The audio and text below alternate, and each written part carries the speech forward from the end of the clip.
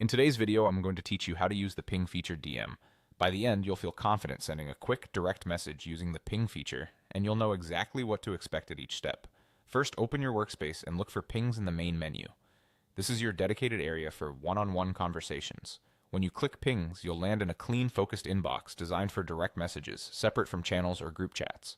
Think of it as your personal space for quick check-ins, follow-ups, or private notes with a colleague. If your menu has icons, pings is usually labeled clearly, and selecting it will center your view on direct conversations only. Next, select New Ping. This button is typically easy to spot near the top of the pings view. Clicking it starts a fresh conversation so you're not digging through old threads. It opens a simple compose window made for speed and clarity. You won't be distracted by options you don't need, just the essentials to get your message out fast.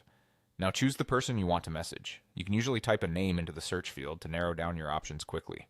As you type, you'll see matching people appear. Take a moment to confirm you've selected the right contact by checking their display name or profile detail that you recognize. This tiny pause helps prevent sending a message to the wrong person, especially if there are similar names in your organization. Once selected, the conversation pane will show who you're messaging so you have full confidence you're in the right place. Finally, type your message and press send. Keep your note clear and to the point. If you're making a request, include the context your recipient needs to act without hunting for extra details. Things like a brief purpose, a link they might need, or a deadline if it's time sensitive. If it's a follow-up, reference what you're following up on so it's easy to connect the dots. Before you hit send, give your message a quick read to confirm tone and accuracy. When you press send, your message will appear in the conversation and you'll see it recorded in your pings list for easy access later. That's it.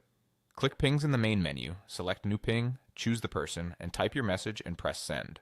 With these 4 simple actions, you can reach anyone directly, keep communication focused, and move work forward efficiently.